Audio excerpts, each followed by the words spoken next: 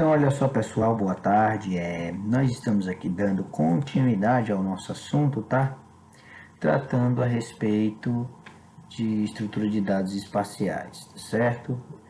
Nesse contexto, nós vamos aqui abordar, né, as estruturas de dados espaciais e após abordarmos mais uma vez a estrutura de dados espaciais em que nós focaremos, né, os elementos básicos, né, de uma maneira mais forte no que diz respeito aos dados vetoriais e também abordaremos um pouco da topologia, né? Após isso, nós estaremos em outras aulas para nós fecharmos esse conteúdo no que diz respeito a resolvendo algumas atividades em conjunto pelo Google Meet, tá bom?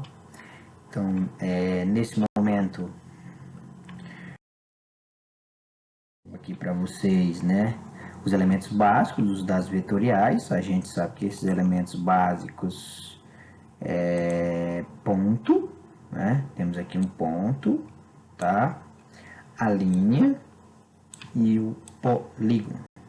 Lembrando que ponto, linha e polígono, dependendo da finalidade da representação espacial, tá, em um dado momento aquela representação ela pode ser um ponto, uma linha ou um polígono, tá? Por exemplo, vamos representar as nascentes no que diz respeito a um determinado corpo hídrico, ele pode ser representado por um ponto.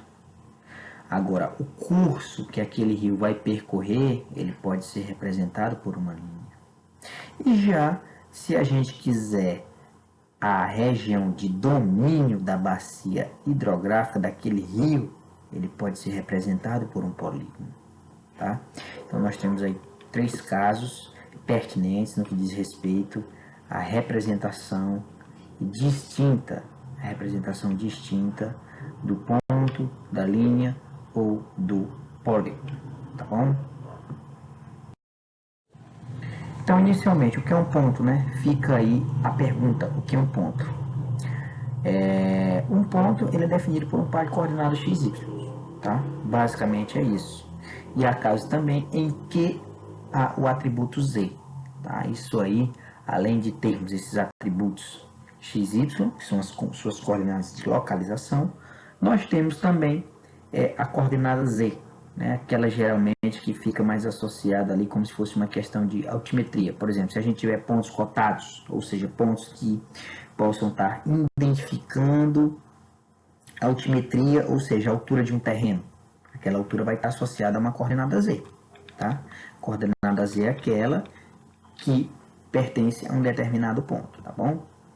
E uma coisa muito importante, gente, é que dependendo da representação da localização de um fenômeno geográfico, tá? Em um dado momento, aquele ponto ele pode representar uma cidade, e em um dado momento, aquele ponto ele passa a ser transformado em polígono. Como assim, professor?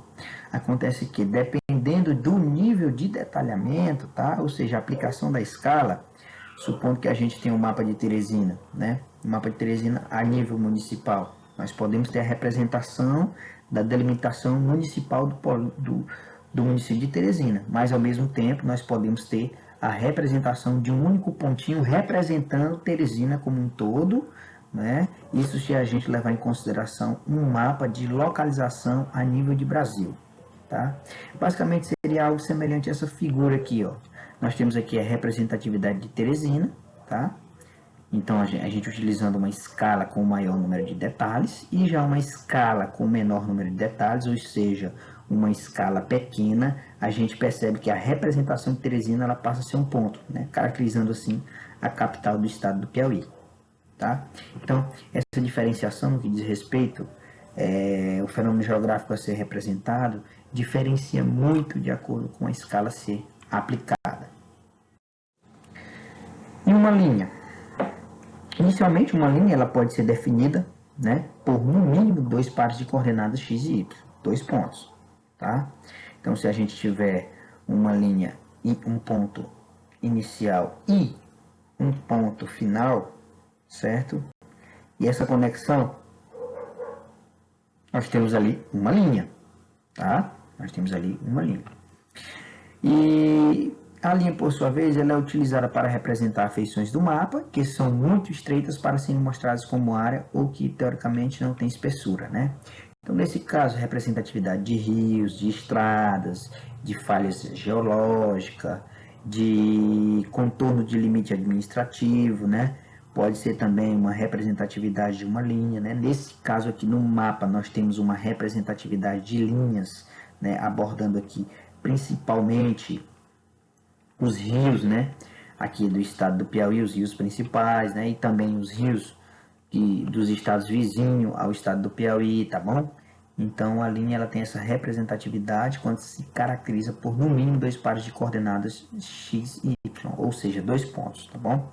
Se tivermos então, professor, 3 pontos, 4 pontos, 5 pontos, todos eles interligados, né?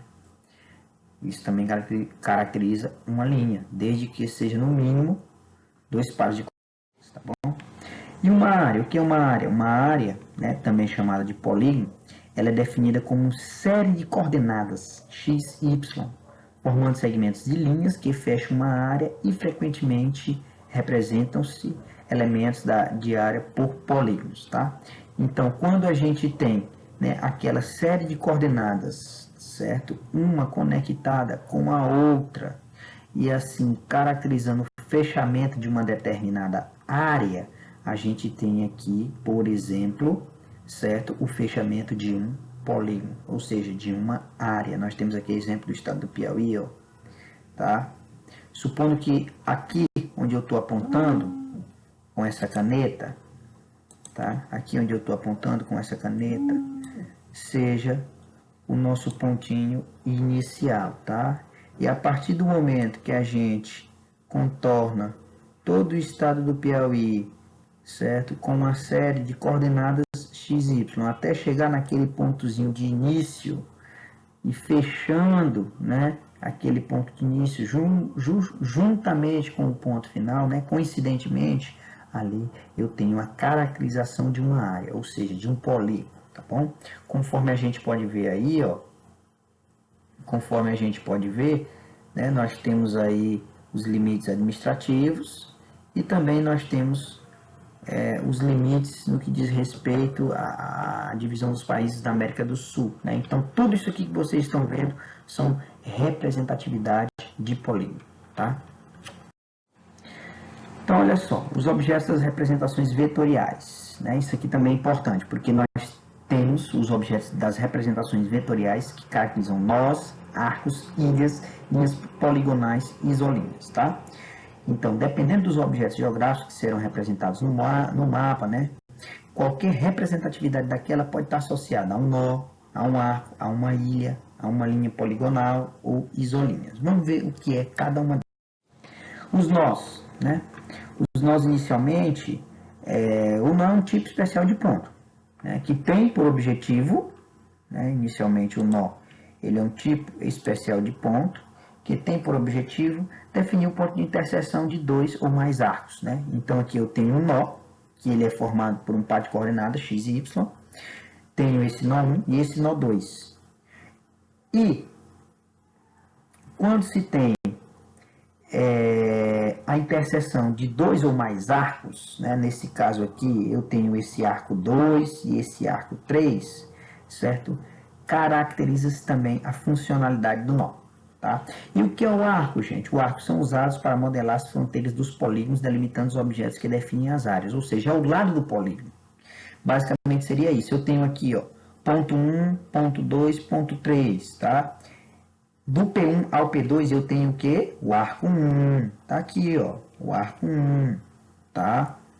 Do P2 ao P3, certo? Do P2 ao P3 eu tenho o quê? Eu tenho o arco 2, se assim eu definir aqui como se fosse o arco 2 aqui, tá? Se eu quisesse definir aqui como arco 2, eu teria aqui o arco 2, tá? Mas, exemplificando isso aqui, ó, eu tenho o arco 1, que na verdade é definido pelo ponto 1, 2 e 3, tá? Eu tenho o arco 2, que é definido pelo ponto 4 e o ponto 3, certo? E eu tenho o arco 3, que é definido pelo ponto 6 7, 8, 9. E aí, a ligação desses pontos, ó, caracteriza-se assim o arco, ou seja, a fronteira de um determinado polígono. E conforme eu falei, o nó ele tem essa característica de interseção de dois ou mais arcos, né? Eu tenho aqui o arco 1, eu tenho o arco 2, né? Então está havendo aqui uma interseção, uma conexão através do nó 1 e do nó 2, do arco 1 e do arco 2.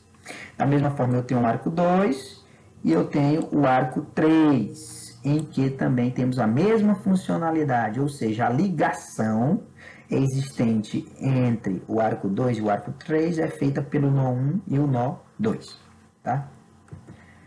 Então, olha só, polígono 1, certo? Os nós 1 e 2 e os arcos 1 e 2, tá? E no caso, o polígono 2, nós temos, esse polígono aqui, nós temos o nó 1 e 2, certo? E os arcos 2 e 3, tá bom? E uma ilha, gente, o que seria uma ilha? Uma ilha é um tipo especial de polígono, delimitado por um único arco, né? Apenas um nó define o nó inicial e o nó final do polígono, uma vez que não há polígonos adjacentes, ou seja, ele não há vizinhança, e além de não há vizinhança, certo? O que é que acontece? Os polígonos, ele é caracterizado em que o seu nó inicial coincide com o nó final, como a gente pode ver aqui, tá? Então, a gente pode perceber aqui, ó, que nós temos esse nozinho aqui. Então, esse nó inicial está coincidindo com o nó final, tá? Linhas poligonais ou polígono aberto é formado por um conjunto de pontos interligados por segmentos de reta, que começa e termina em um nó, né? Então, na verdade, as linhas poligonais, ela tem um diferencial, porque nós temos aqui um nó inicial e temos um nó final. E esse nó final e inicial, ambos não se coincidem, né? Porque se coincidirem, vai estar formando uma área, um polígono. E, na verdade, eles não formam uma área, tá? Caracterizando, assim, uma linha poligonal. Ou seja, um polígono aberto, na verdade, como é chamado, tá? Então, nós temos aqui, no que diz respeito à ilha, o nó inicial e o nó final, conforme eu expliquei para vocês, tá? Aqui, o nó inicial e o nó final. E, no que diz respeito às linhas poligonais, nós temos um início, que é esse nó, tá? E temos o término, que é esse outro nó, certo? Caracterizando, assim, a abertura do polígono, certo? Ou seja, uma linha poligonal. Por isso que tem esse nome de poligonal, tá? E as isolinhas, gente, é uma linha poligonal em que é atribuído um único valor, tá? Então, no caso, um único valor. Esse único valor, ele é o quê? Ele é um valor Z. Por exemplo, se a gente tiver a representatividade de curvas de nível, né? Ali é uma linha poligonal, tá? As chamadas isolinhas, tá? Então, no caso aqui, ó, eu tenho, certo? A representatividade no mapa de Teresina, uma linha poligonal no que diz respeito às curvas de nível, altimetria, altura do terreno, tá? Do relevo, ok? Pois, inicialmente, a gente fecha esse primeiro momento. Vamos dar continuidade no segundo momento em outro vídeo. Obrigado.